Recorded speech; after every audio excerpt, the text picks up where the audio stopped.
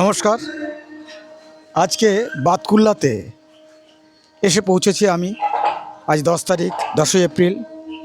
এমন এক জায়গায় এসছি, আপনাদের মনে হতে পারে যেন বৃন্দাবনেই এসছি। বৃন্দাবনের মতোই সমতুল্য, কিন্তু বৃন্দাবন নয়, খুব বাড়ির কাছেই। কৃষ্ণনগরের দিকে থেকে লাইন আলাদা হয়ে বাতকুল্লা স্টেশনের দিকে আসলে পরেই দেখতে পাবেন এই গিরিধারী শ্রী শ্রী গৌর গিরিধারী রাধা গোবিন্দ মন্দির। এই মন্দিরে আজকে আমরা এসেছি। আজকের উৎসব চলছে, 1 তারিখ থেকে শুরু হয়েছে, আজকে 10 তারিখ, এবং হরিনাম সংকীর্তন হচ্ছে। আজকে আপনাদের সব দেখাবো, আপনারা আসতে পারেন। বাড়ির পাশে এত সুন্দর একটি জায়গা। আমার সাথে আছে আমার ছোট ভাই চন্দন, যে এই আশ্রমেরই ভক্ত এবং এই গুরুদেবের শিষ্য। ওর কাছে জানতে চাই যে আজকে যে অনুষ্ঠান হচ্ছে, এই অনুষ্ঠানটা কিসের জন্য, মানে আমি বললে একটু ভালো হয়, কিসের জন্য অনুষ্ঠান? রাধে রাধে। আমাদের ব্রজধাম মানে বৃন্দাবনের যে সুরমাকুঞ্জ, বারের সুরমাকুঞ্জ, কৃষ্ণদাস কবিরাজ গোস্বামীর ভজন স্থান। 500 বছর পুরনো ওটা। ওখানে তো মূল আমাদের আশ্রম রাধা নারায়ণানন্দজি তো আছেই, এবং আমাদের বিভিন্ন প্রান্তে বিভিন্ন আশ্রম আছে।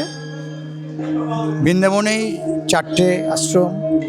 এই আশ্রমটা 50 বছর আগের। এখানে ছোট একটা কুটির মতন ছিল, কুটিয়ার মতন ছিল, ভজনস্থলী ছিল, ভজন জায়গা। আজকের অনুষ্ঠানটা বাৎসরিক উৎসব। এখানে ব্রজধামের যে নিয়মাবলীতে আছে আমাদের কবিরাজ পরিবারের, সে বাৎসরিক একটা বড় উৎসব হয়, আর বিভিন্ন অনুষ্ঠান, প্রত্যেকটা অনুষ্ঠান এটা হয় এরকম। এখানে আপনাদের আরেকটা কথা বলতে পারি, এখানে যারা মনে করছেন যে এখানে আসবেন, খুব সহজেই আসতে পারেন। শিয়ালদা থেকে যে কোনো ট্রেনে কৃষ্ণনগরের আগের স্টেশন বাতকুল্লা, এখানে এসে নামবেন, এসে এখানে অটো করে 10 টাকা নেয়, আসতে পারেন, এবং যে কেউ আসতে পারেন। থাকার ব্যবস্থা খুব ব্যবস্থা আছে, সব আপনাদের দেখিয়ে দেবো আজকে। দেখুন, হ্যাঁ, আপনাদের আরও সুন্দরভাবে বলছে চন্দন। রাধে রাধে। আমাদের গুরুদেব নিষ্কিঞ্চন সিদ্ধ বৈষ্ণব আচার্য, বৈষ্ণবদের গুরুদেব, উনি শুধু শিষ্যদের কৃপা করেন না, ভক্তদেরও কৃপা করেন। উনি মানস জপের মাধ্যমে, জপ 3 প্রকার, একটা হচ্ছে বাচিক জপ, মানস জপ, উপাংশ জপ। উনি ধ্যানের মাধ্যমে দর্শন করেছিলেন যে নিশ্চয়ই জায়গাটা শুদ্ধ, কারণ এইখানে তখন জঙ্গল ছিল। অদ্বৈত আচার্যর গৃহ এখান দিয়ে যাওয়া যায়, এই রাস্তা দিয়ে। পীর কাজীর সব আত্মীয় স্বজন এই পাশে যে গলি আছে আমাদের, এই দিকে তাদের বসত ছিল। এই যে রাস্তা, এখানে জঙ্গল ছিল একটা সময়। মহাপ্রভু সাক্ষাৎ এই রাস্তা, এই জঙ্গলের মধ্যে দিয়ে অদ্বৈত আচার্যের গৃহে নীলাচল হইতে মাঝে মাঝে যাতায়াত করতেন। এটা খুব গুপ্ত প্রায়, গঙ্গার থেকে তো দেখছেনি, এখান থেকেও যাতায়াত করতেন। সেটা অনেকে বুঝতে পারবেন না, কিন্তু সিদ্ধ মহাত্মা যারা আছেন ওনারা কিন্তু জানেন। এই কারণেই আশ্রমটা এখানে হয়েছে। আশ্রম হওয়ার পর গুরুদেবের কৃপায়, আগে বেড়ার ছোট ছিল, আস্তে আস্তে শ্রীবৃদ্ধি হচ্ছে, ভক্তরা আসছে, প্রতিদিন 5 বার ভোগ, এবং যত আমাদের তিথিতে যা যা করণীয় সমস্ত অনুষ্ঠান এখানে হয়। আচ্ছা, তাহলে আমরা এক্ষুনি তোদের যে থাকার জায়গাগুলো আছে, হ্যাঁ চলো ঘুরে দেখাই।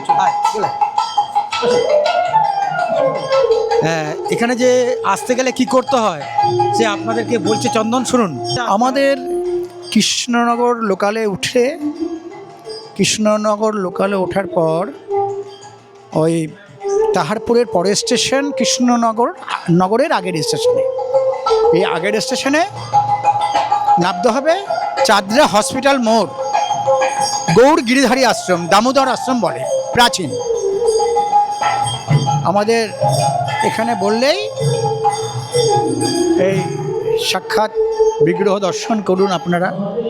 এখন বিশ্রামে আছেন, এখন বন্ধ হতে হ্যাঁ, মন্দির বন্ধ আছে, কারণ 5 বার ভোগের যে নিয়মাবলী আছেন বৃন্দাবনের ধারায়, সেটাই এখানে হয়।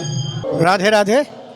এই যে সব বাবাজিরা প্রসাদ পাচ্ছেন, এই যে সব বাবাজিরা উড়িষ্যার থেকে এসছে, এই বাবাজি রত্নেশ্বর বাবাজি, হ্যাঁ, এই যে আমাদের সন্ন্যাসিনী, এইসব মাতাজিরা সব মানে ভগবান। দেখুন এখানে যে ভোগ হচ্ছে তার সে কি বড় কর্মকাণ্ড তার দেখাচ্ছি। দেখুন কত লোক একসাথে বসে সব আমানি করছে, সবজি আমানি করছে, সবজি অনেক করছে দেখুন। এবং কালকে চূড়ান্ত ভোগ হবে, বিরাট বড় ভোগ হবে এখানে, সবাই আসবে, অনেক ভক্তবৃন্দ আসবে এখানে। এই যে হচ্ছে সুমন বাবাজি বৃন্দাবন থেকে এসেছে, উনি সনাতন বাবাজি। রাধে রাধে। জয়নিত দাস, সনাতন দাস। আপনি কোথা থেকে এসেছেন? উড়িষ্যা থেকে আসছি, রত্নেশ্বর দাস। এই গুরুদেবের কাছে কতদিন ধরে আছেন? গুরুদেবের কাছে আজকের 32 বছর হয়ে গেছে। বৃন্দাবন সব জায়গায় ঘুরেছেন? হ্যাঁ হ্যাঁ, এরকম লাগছে? খুবই ভালো। রাধারানী কৃপায়, রাধে রাধে। রাধে রাধে। মায়ের একটা উলুধ্বনি দাও। রাধা কৃষ্ণ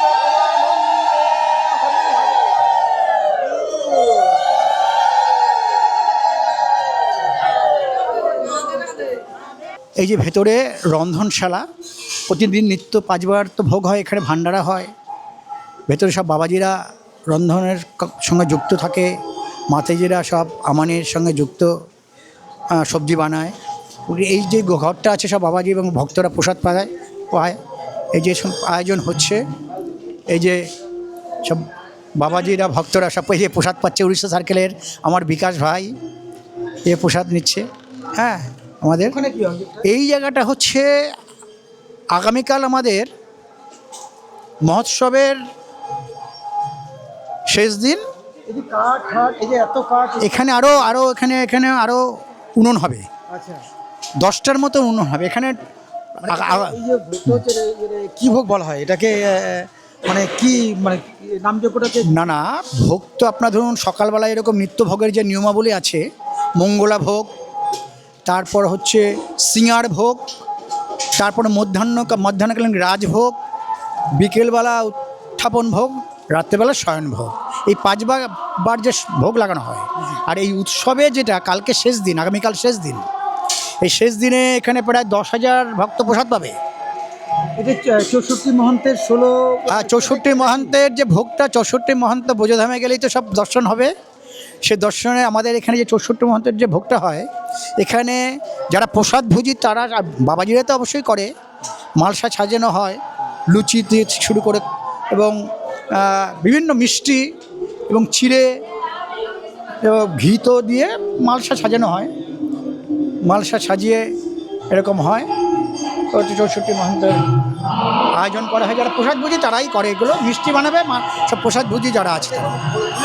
এখানে যে ফুলের মালা, ভগবানের জন্য সব মালা এখান থেকে দিয়ে যায়, ফুল দিয়ে যায়।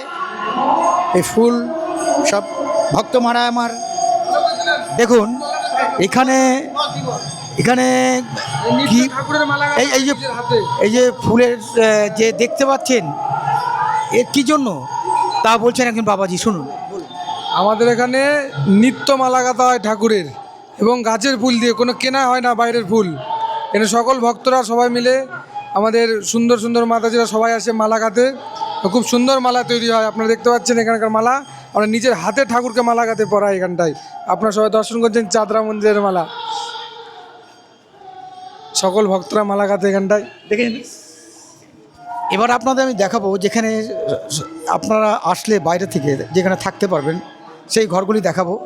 চন্দনকে বলবো একটু সেইগুলি বুঝিয়ে বলতে, চন্দনকে বলবো সেই ঘরগুলি সম্বন্ধে একটু বুঝিয়ে বলতে, কীভাবে বুক করতে হয়, কারা থাকতে পারে, এর জন্য টাকা পয়সার কী ব্যাপারটা লাগে বা কত লাগে, কীভাবে, সমস্ত কিছু একটু সংক্ষেপে বলুন। আমাদের এই আশ্রমের আসার আগে একটু ফোন করে আসতে হবে শুধু। ফোন নাম্বার এখানে দিয়ে দেবে, আমরা জানিয়ে দেবো আপনাদেরকে, ডেসক্রিপশনে জানিয়ে দেবো। মানে এখানে থাকা এবং প্রসাদ পাওয়ার জন্য পয়সা কেউ চাইবে না, কিন্তু ভগবানের সেবা তো একটা লাগে, আমাদের চাহিদা নেই যে আমাদের এত দিতে হবে। বৃন্দাবনের আশ্রমেও তাই। হ্যাঁ, এই যে ঘরগুলো দেখে দিন। হ্যাঁ, এটা যেহেতু ভজনের স্থানের বাবাজিদের জায়গা, ভজনের জায়গা, এ সমস্ত জায়গা থাকলেও পূর্ণ মনের মধ্যে পবিত্রতা এসে যায়। হয়তো আপনারা এখানে লাক্সারি পাবেন না, কিন্তু এখানে আন্তরিকতা অসাধারণ। এখানে ভক্তি মার্গের সমস্ত লোকরাই এখানে আসেন, বৃন্দাবনের সমস্ত বাবাজিরা এখানে আসেন। আপনারা আসতে পারেন, একবার এসে ঘুরে যেতে পারেন। অসাধারণ জায়গা, আমার খুব ভালো লেগেছে। এই জন্য আমি বারবার বলছি, বাড়ির পাশে শিয়ালদা স্টেশন থেকে বা এই দিকে কৃষ্ণনগরগামী যে কোনো ট্রেনে উঠে বাতকুলা স্টেশনে নেমে তার পশ্চিম দিকে হ্যাঁ, পশ্চিম দিকে চাঁদরা হসপিটাল মোড়, মাত্র 10 টাকা নেয়। গিরিধারী আশ্রম বললেই আপনার, গৌর গিরিধারী আশ্রম বললেই, হ্যাঁ, গৌর গিরিধারী দামোদর আশ্রম বললেই আপনাকে দেখিয়ে দেবে। অসাধারণ জায়গা। আচ্ছা, এইখানে কারা থাকে? বাবাজিরা থাকে সব? হ্যাঁ, এখানে যে অনিরুদ্ধ বাবাজি আরও আর সব যারা যারা আছেন তারা থাকে। হ্যাঁ, এখানে থাকেন। এবার ছাদের দিকে যাই আমরা, চলুন। চলো।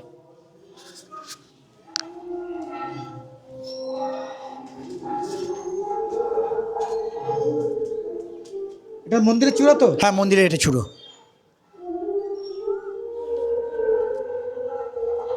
এখানে মানুষজন আসে কেন? সাধু দর্শনে যায় মনের ময়লা, পরশে পায় আনন্দ। মা গঙ্গা ভগবানকে জিজ্ঞেস করেন, প্রভু আমার এই গঙ্গায় সবাই স্নান করেন, অনেক পাপী তাপী আপনি আমাকে দায়িত্ব দিয়েছেন উদ্ধার করবার জন্যে, সবাইকে তো করা হয়, কিন্তু আমার মনের শান্তি তখনই আসে যখন সাধুরা আমার এই জলে স্নান করে। আমাদের মধ্যে কলি মানে হচ্ছে কলহ, মনের মধ্যে মোহ, মেঘাচ্ছন্ন আকাশ, সূর্য প্রবেশ করছে না। সাধুদের দর্শনে আমাদের মনের মধ্যে যেই খারাপ রিপুগুলো আছে, যা যা আছে সব দূরীভূত হয়। আগামী জন্মে জানো, কারণ হচ্ছে ব্রজধামের বাবাজিরা সাক্ষাৎ এখানে আসেন। আর গুরুদেব বিভিন্ন জায়গায় এই আশ্রম কেন করেছেন, এটা কিন্তু ভাগবতের দ্বাদশ স্কন্ধে রয়েছে। যেরকম শতবর্ষ অনাবৃষ্টি, উদ্ধবকে ভগবান বলেছিলেন শ্রীকৃষ্ণ, শতবর্ষ বর্ষণে তো ধ্বংস হবে, রাষ্ট্রকে সততার সঙ্গে পরিচালনা করতে হবে এবং অনেক মঠ মন্দির করতে হবে। সেই কারণে দেখুন গুরুদেব ভাগবতের কথা কীভাবে আমরা কি পারছি, সেটা সমস্ত জায়গায় মঠ মন্দির করছে, ভগবানের চরণে আশ্রয় সবাইকে নেওয়ার জন্য বলছে। মানব জীবন তো সমাপ্তির দিকে চলে যাচ্ছে, গিরি গোবর্ধন এক ধ্যান করে প্রতিদিন ডাবছে। আচ্ছা, একটা কথা জিজ্ঞাসা করি, বলুন। তোদের এই বাতকুল্লাতে আশ্রম আছে, আর কোথায় কোথায় আছে? তো একবারে বল, কোথায় কোথায় আছে? আমাদের মূল হচ্ছে বারে সুরমা কুঞ্জ, পাথরপুরদার নিধিভবনের ঠিক পেছনে, মানে এটা বৃন্দাবনে? বৃন্দাবনে, আমাদের মূল বৃন্দাবনেই। বৃন্দাবনে কটা আশ্রম? ওখানে 4টে আছে, আরও ছোটো ছোটো কুটিয়া আছে, সব বাবাজিরা থাকে। কোথায় কোথায় আছে? সেটা একদম বারে সুরমা কুঞ্জ, পাথরপুরা। ওখানে যিনি মহারাজ মানে প্রধান আছেন, উনি কে আছেন? ওখানে হচ্ছে আমাদের জ্যেষ্ঠ ভ্রাতা গুরু ভাই প্রেমদাস শাস্ত্রী মহারাজ। ও, আমরা যে ইউটিউবে দেখি মাঝে মাঝে। হ্যাঁ হ্যাঁ হ্যাঁ, প্রেমদাস শাস্ত্রী মহারাজ উনি ওখানে আছে। কোনো জায়গায় আসেন না, উনি বৃন্দাবন ছেড়ে কোথাও আসেন না। তা আপনারা যদি ইচ্ছা করেন, মনে করেন, তো আমি বারবার বলবো এই বাতকুল্লা এই আশ্রমে এসে একবার দেখতে পারেন। আমার খুব ভালো লেগেছে, আমি কোনোদিন আসিনি, এই প্রথম আসলেও চন্দন আমাকে বারবার বলছে আসার জন্য। ও তো এই লাইনেই চলেই গেছে, এই মানে এই সাগরে ডুবি দিয়ে দিয়েছে। আমরা তো সে ভাগ্য এখনো হয়নি। আমরা ঘুরে বেড়াই এদিক ওদিক, যেখানে যখন মন ভালো লাগে, যেখানে যা দেবদেবী ঠাকুর দেবতা মন্দির অথবা যেখানে যা দেখি, সেখানে সেটাকে একটু স্পর্শ করে দেখতে চাই, একটু ডুব দিতে চাই। তাই এখানে এসে আমার খুবই ভালো লেগেছে। আজকে কালকে মহাভোগ হবে এখানে, কালকে আমি থাকতে পারবো না, কালকে চন্দন থাকবে এখানে। এখানে 10,000 লোক হবে। এখানে শুনলাম এখানে 10,000 লোক হবে। এখানে দেখলেন তো কত বড় মন্দির, কত ঘর। আপনারা আসলে থাকার কোনো অসুবিধা নেই, টাকা পয়সার কথা ভাববেন না, কোনো এখানে কোনো চাহিদা নেই, কোনো চাহিদা নেই। আপনি না দিতে পারলে কোনো ব্যাপার নেই, মনে যা চায়। তবে এখানে আসুন, হরিনাম শুনুন, হরিকীর্তন করুন, সংকীর্তন করুন এবং দর্শন করুন, ওরা এটাই চায়। আর কি গুরুদেব দেখুন, গুরুদেব মন চাইছে। অনেকে পয়সা দেবে, সে পয়সা ভগবানের সেবা, এ তো অন্য কিছু নয়, একজন কিছু গরিব মাতাজি ছিলেন, সে ভিক্ষা করে প্রতিদিন প্রতিনিয়ত আসতেন বৃন্দাবনের বুকে, সবাই কিছু কিছু দিচ্ছে বিক্রিয়ে। মাতাজি পারেনি, মাতাজি অসুস্থ, সেখানে একটি টাকা নিয়ে গুরুদেবকে বললেন, বাবা আমার কাছে তো কিছু নেই, আমি আজকে ভিক্ষা পাইনি, মাগো তুমি যে ওই একটি টাকা দিলে, এই একটি টাকা ওই জিরে নিয়ে এসে ডালের মধ্যে দেবে, ওইটা ভগবানকে ভোগ লাগানো হবে, ওই প্রসাদটা সবাই গ্রহণ করবে। প্রসাদ মানে হচ্ছে অনুগ্রহ বা করুণা। নাম হইতে ভক্ত বড়, ভক্ত হইতে প্রসাদ বড়। শুনলেন তো, এদের বিন্দুমাত্র কোনো এই ভক্তদের কোনো দাবি দাবা কিচ্ছু নেই। এসে দেখুন, ঘরের পাশেই এক গুপ্ত বৃন্দাবন, যা আপনার মনকে করতে পারে শান্ত। হ্যাঁ, আর আপনারা যদি বৃন্দাবনে যেতে চান, আমি পরিক্রমা করতে বা যে কোনো হ্যাঁ, আমি আপনাদেরকে দিয়ে দেবো নম্বর ডেসক্রিপশনে, আপনারা আসতে পারেন। তাহলে চলুন মূল মন্দিরের দিকে আবার একটু দেখি। আমরা যে বাতকুল্লা স্টেশনে এসে গৌর গিরিধারী যে আশ্রমে এসেছি আমরা, ওখানের একজন বাবাজি হচ্ছে অনিরুদ্ধ বাবাজি উনি। আর ওইখান দিয়ে হাঁটতে হাঁটতে এই চাত্রা কি গ্রাম, ওটা চাদরা গ্রামের মধ্যে দিয়ে চলে আসলাম। ওইখানে যারা কীর্তন শুনতে পাচ্ছেন, ওখানে যারা কীর্তন করছে তারা কিছু লোক এই গ্রামের আশেপাশে বাড়িতে আছে। গ্রামটা আমার এত সুন্দর লাগলো, মনে হলো একটু আপনাদের দেখাই। সেই জন্য আমি আর নিজেকে ঠিক রাখতে পারলাম না, ক্যামেরা খুলে দাঁড়িয়ে পড়লাম। দেখুন একবার, এ তো আমাদের ওখানে গিয়ে কোনোদিন সৌভাগ্য হয় না। এত সুন্দর গ্রাম, কোনো আওয়াজ পাচ্ছেন এই হরেকৃষ্ণ নাম ছাড়া? কোনো কিছু না, একদম নিরিবিলি গ্রাম, সুন্দর রাস্তা চলে গেছে, সোলার লাইটের ব্যবস্থা আছে। দেখুন এই যে এখানে গ্রাম, এখানে যে বসবাস করে মানুষজন, তাদের সম্বন্ধে এবং গ্রাম সম্বন্ধে বলছে। আমারই এক সময়ের বন্ধু, আজকেও সন্ন্যাস নিয়ে অনিরুদ্ধ বাবাজি নাম হয়েছে, সমস্ত সংসার জীবন থেকে ত্যাগ করে একদম সন্ন্যাস জীবনে এসে পড়েছে।